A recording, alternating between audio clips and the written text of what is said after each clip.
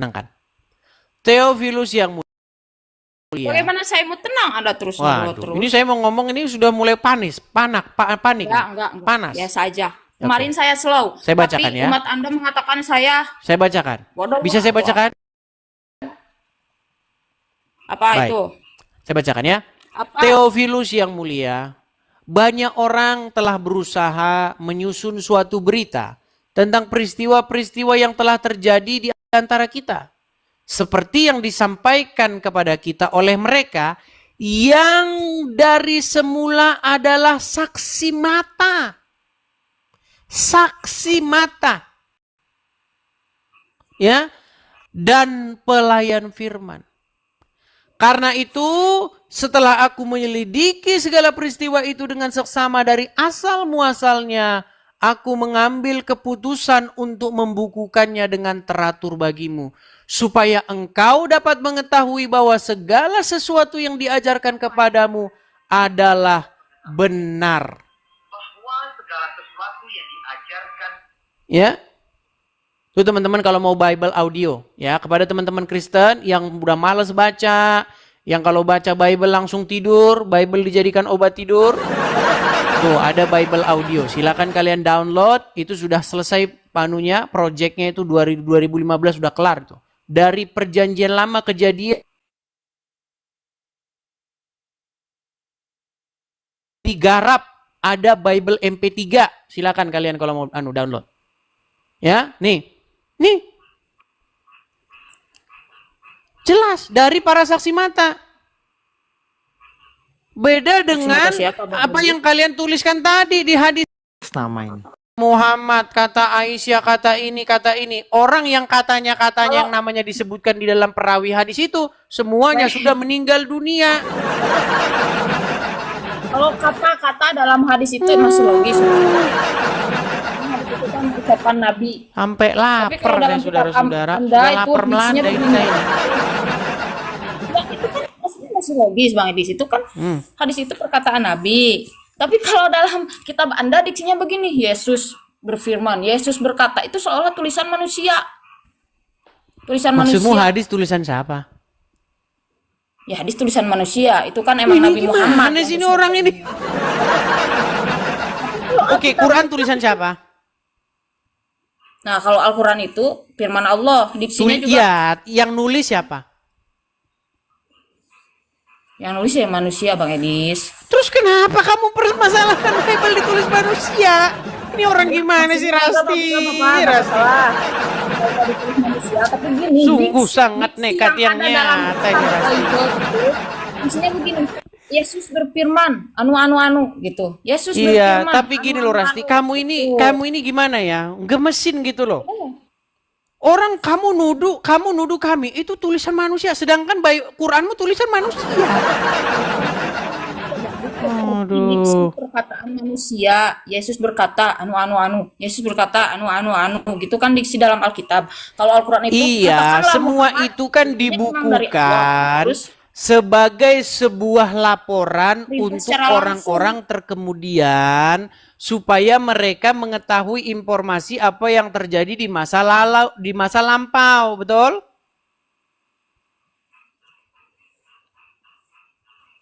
Ya, betul aja. Iya. Dan gini Rasti, tahu nggak kamu apa bedanya kita? Kenapa dalam Alkitab diksinya seperti itu? Yesus berkata, enggak begini. Katakanlah. Terus mau kamu seperti apa? Maunya begini, kalau dalam Al-Quran katakanlah Muhammad, anggaplah Yesus itu utusan. Kan Yesus itu kan kata Anda utusan bahasa kemarin. Di selain Tuhan, di selain utusan, saya juga bingung. Maksudnya disuruh mengatakan.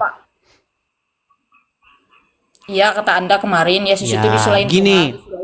Begini. Anda mengatakan ya. Itu. Kalau kita baca Bible, Yesus itu adalah sang firman itu sendiri, firman yang menjadi manusia. Jadi di dalam Bible, firman itu nuzul menjadi manusia. Sedangkan di dalam agama Anda, firman itu bukan nuzul menjadi manusia. Firman itu nuzul jadi buku, jadi kitab, betul? Ya, tapi kan definisi firman itu perkataan. Jadi lebih logis kalau firman itu menjadi sebuah buku. Ah, Nah, perkataan. itu menurut logika kami, logika kamu. Kalau menurut logika kami, firman itu menjadi manusia supaya dia mengajarkan, mengejawantahkan bagaimana manusia itu harus hidup. Oke, saya Nah, menghormati sekarang pendapat sebentar. Bang Edis. Kita sudah artinya kita walaupun berbeda tapi kita sama-sama ketemu satu poin yaitu firman yang nuzul, betul? Betul? Tapi enggak bentar. Firman Sebentar itu dulu, kan sebentar dulu. definisinya Tenang. Di dalam agama kamu firman nuzul menjadi Quran. Makanya ada istilah nuzulul Quran pada malam Lailatul Qadar, betul? ya. Nah, di dalam iman kami firman juga nuzul tapi menjadi manusia. Di dalam Yohanes pasal yang pertama, firman itu telah menjadi manusia. Sekarang begini, Ya. kedudukan Nah, bentar firman dulu. sebentar, tenang. Definisi tenang, firman tenang, itu apa? tenang. Definisi firman itu apa dulu? Definisi Firman itu apa dulu, Bang Edis? perkataan. Tuh, Firman ya kan, itu perkataan itu lebih logis kalau menjadi sebuah buku. Oke, Kenapa jadi baik. manusia? Baik. Tadi kan saya Ya, belum manusia selesai nggak tuh. logis. Firman itu bukan hanya sekedar perkataan, tapi logos. Logos itu maksudnya logika, kehendak, ya kan? Perkataan. Perkataan itu kan sebenarnya sebuah logika. Ya kan? Makanya kita ngomong itu karena kita punya logika. Makanya kalau orang udah kepalanya udah konslet, dia nggak bisa ngomong lagi. Nah, Logika karena itu kita punya pikiran. logika, Kalau maka perkataan logika dari kita itu mulut. kita kamu ngomong, saya ngomong. Dengar. Gini, kita jangan debat kusir di situ. Kita bicara begini. Kedudukan firman atau kedudukan firman Allah lah di dalam agama Islam itu adalah sesuatu yang kamu harus patuh, takluk, tunduk kepadanya, betul? Iya, karena itu firman Allah. Oke.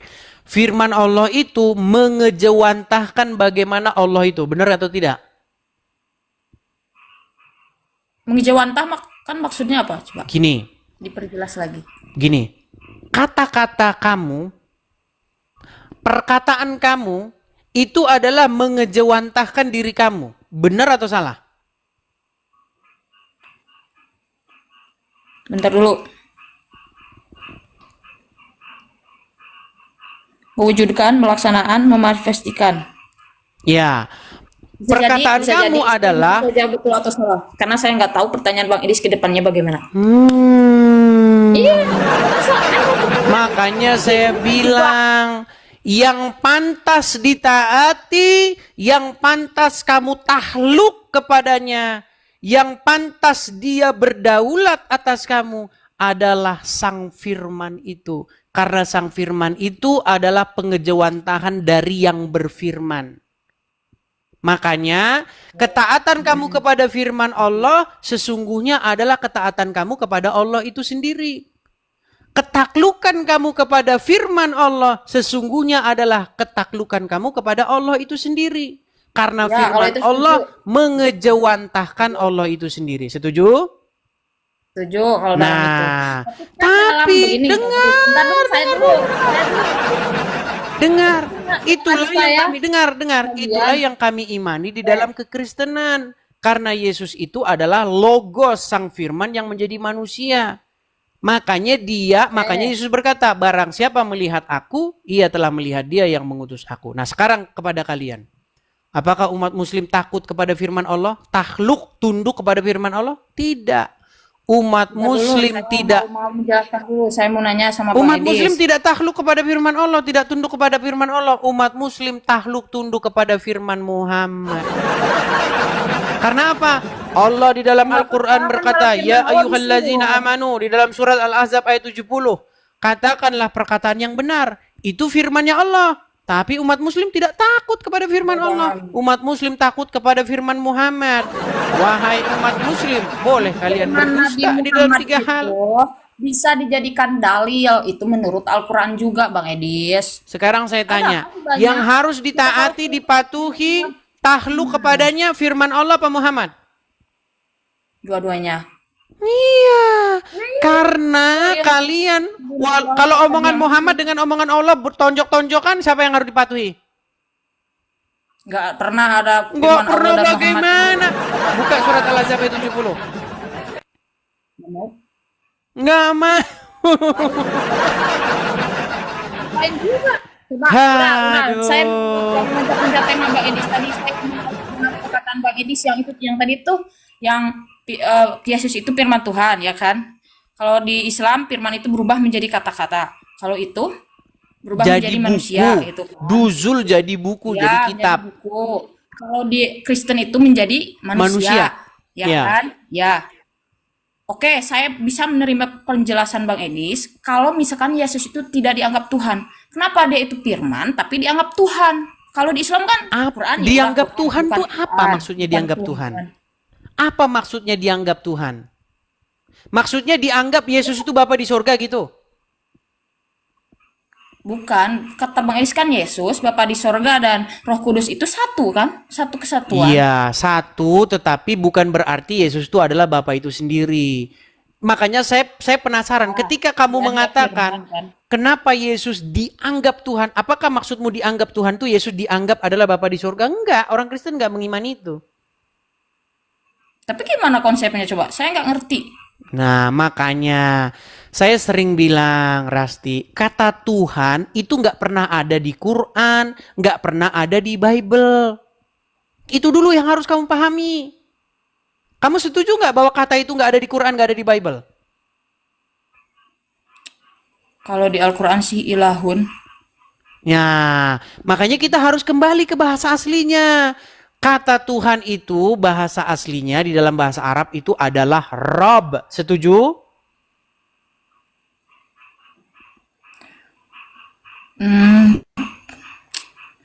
Nggak bisa gitu juga sih Bang Edis.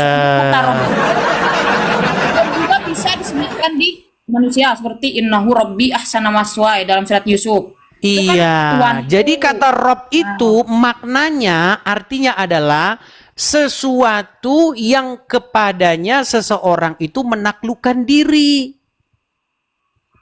Itu arti Rob itu. Sesuatu yang kepadanya orang itu dikendalikan, diatur, dididik. Itu Rob itu. Arti daripada Yes. Rob itu adalah yang Rob demikian. Nggak, maaf. Jadi Yesus itu dianggap Rob dalam diksi Tuan atau Tuhan atau Udah saya pendidik. bilang tidak ada kata Tuhan, tidak ada kata Tuhan di dalam Bible, tidak ada kata Tuhan, tidak ada kata Tuhan di dalam Quran. Iya, jadi maksud Nah, Bang muter Edis, lagi Yesus kan? Saya nggak ngerti bener. Yesus itu jadi, tapi kan kenapa kalian itu selalu ada Yesus misalkan di gereja batunya, terus nempel di salib, disembah-sembah gitu-gitu. Kan kalau begitu pantasnya kalau Islam Oke, baik. sujud sama Allah, Baik, kan? sekarang saya tanya. Umat Islam pergi ke Arab sana, di sana ada batu, kotak warna hitam, di sana sembah sujud-sujud, bener nggak? Nah, itu bukan menyembah batu, Nah, Bang Edis. standar ganda mulai.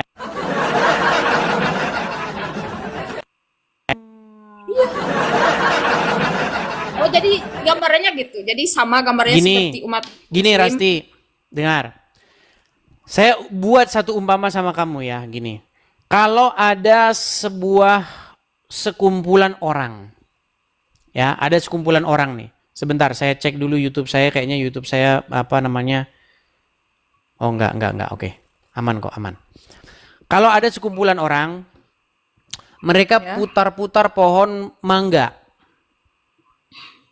Ya. lalu Saya paham sujud-sujud. maksudnya kemana ini Anda? Dengar. Ada pohon mangga nih.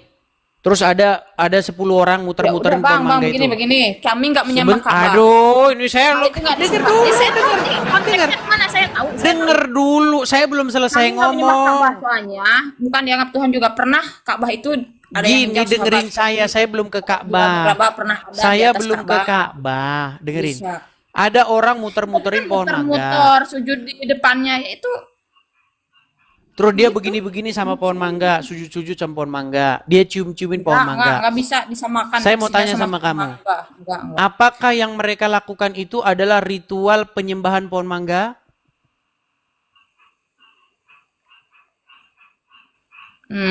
Bingung juga jawabnya ini. Gimana sih? Bingung. Tapi kalau pohon mangganya diganti Ka'bah dengan secepat kilat, kamu akan mengatakan itu bukan Nah, penyembah. oke deh.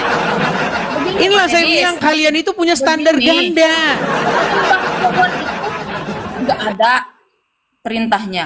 Kalau tawaf di Ka'bah dan kiblat ke Ka'bah itu emang udah Oke, diperintahkan baik. sama Allah. Berarti Jadi logika nggak kamu bisa, tuh seperti kan, ini. nggak bisa disamakan Logika ke sana. kamu seperti ini, dengar. Ini logika kamu. Ini ada nyambung air, juga. ini gelas. Di dalamnya ada air. Ya. Kalau saya begini kan, glek, glek, glek, masuk ke dalam perut saya, itu namanya minum, betul? Ya, Kalau disuruh, namanya minum nggak? ya sama aja minum. Sama aja. Kalau disuruh, perbuatan itu begini, tetap namanya minum. Mau disuruh, mau nggak disuruh, tetap namanya minum. Nah, kalau orang putar-putar pohon mangga, begini-begini sama pohon mangga, namanya nyembah Minum pohon itu kan mangga. dalam konteks Kalau disuruh ibadah. artinya nggak nyembah pohon mangga. Kenapa tidak nyembah? Karena disuruh. Konteks ibadah. Jadi analoginya minum itu Memang Bang Edis, kalian bukan ini, konteks waduh, ibadah. pantas Ya, emang IQ bener, gorila. minum itu bukan konteks ibadah Bang Edis. Jadi analoginya nggak Saya masuk. sebenarnya sangat sedih hati saya ya ketika ada sebuah survei terhadap bangsa-bangsa. Prihatin dan sangat miris bahwa bangsa kita Indonesia itu masuk kepada kategori-kategori IQ ya, ras yang IQ-nya rendah seperti gorila.